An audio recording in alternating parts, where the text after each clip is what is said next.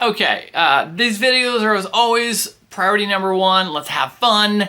And I'm creating these because people ask about tips, tricks, techniques that I've learned throughout life to help their art skills or careers or learning.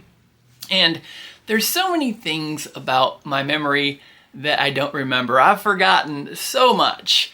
But as I think back in life, I think about second grade and how Steve Baker wanted to be a long-haul trucker. And as far as I know, he went on to be a long-haul trucker. Steve Baker also wanted to marry Sharon Tuzing in second grade, and we performed a ceremony for the two of them. I don't know if they went on to make that happen in real life or not, but that's not the point of this video.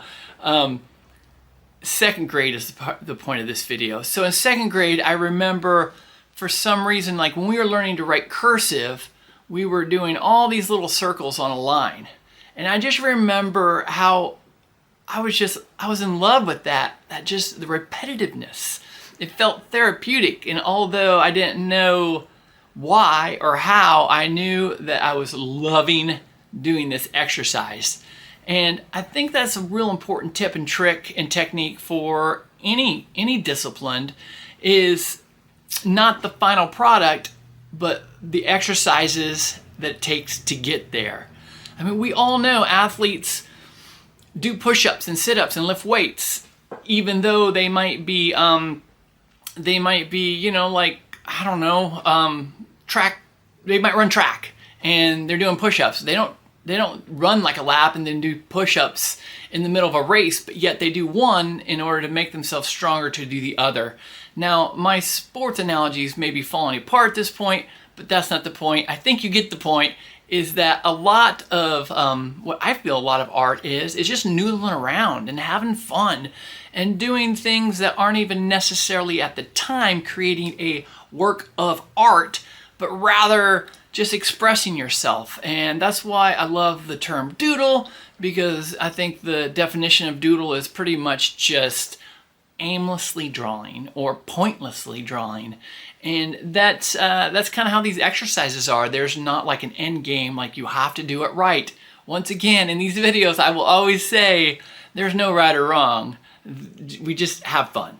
So first thing I want to talk about before we do this exercise, and we're going to do 3 different exercises, they're all simple, they're all quick, is just to lock your wrist. We're not drawing or painting with our wrist like all floppy. Lock the wrist, lock the elbow, and then I like to just use this part of your arm to kind of pull the pen around. I'm working on a big piece of paper just so you can see easily.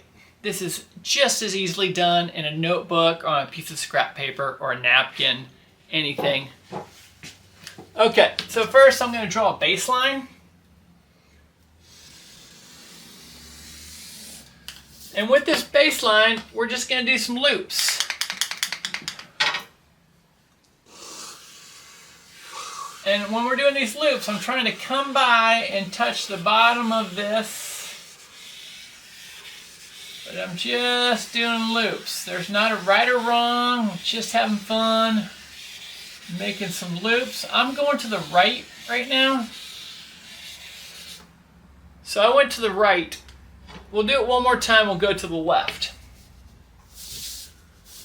Go right here.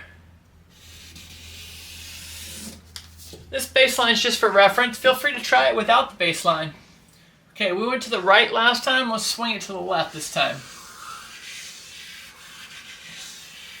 Once again, lock that wrist, lock that elbow, and just kind of use your arm, your upper arm, to kind of pull your pen or pencil.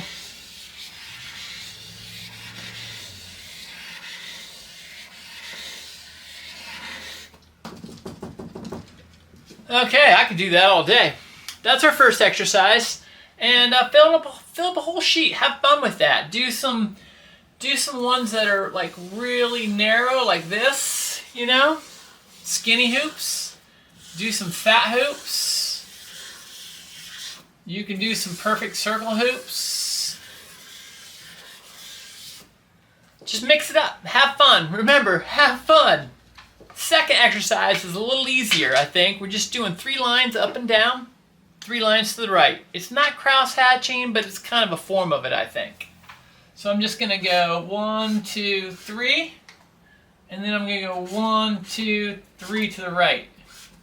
And just play with this. Have different spacing on the lines if you want, or try to keep them all the same. Just noodle around. You know, you don't need to go straight across. You can keep coming down. Remember, there's no perfection, just having fun. That's what we're shooting for. Discover new things. I use this kind of technique all the time in some of the, look at that. So I only did 2 there, then 3 down. You can make them bigger.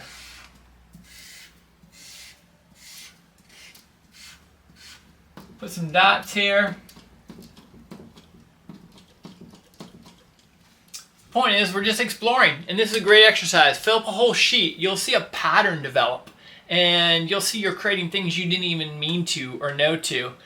And once again, as I said, I think in the introduction, these exercises aren't an attempt to create a picture, but just to train your brain and your body to be loose and fluid when you are painting and drawing. Because if you're having fun, something fun's gonna happen. Last exercise, super easy. I'm going to draw 5 different squares. We'll start with a big one. Do a really small one. We'll do a medium one, maybe even like a rectangle. And another one over here. And then I'm just going to connect them with lines. You'll see I go over, up, down, over. I'm making these boxes within the boxes kind of a thing. Maybe I put some dots there, line over there, and from here you can just start building. This is what I love. You know, I don't know where it's gonna go. Maybe I draw a person right here. And then maybe I draw a fish right here, you know? I don't know. I'm just connecting shapes and forms. I'll draw a hand. But it's all based on just drawing these squares and connecting them. There we go. 3 simple exercises. I hope you can have some fun with those. They don't take long to do, but you know, having fun doesn't take that long to do.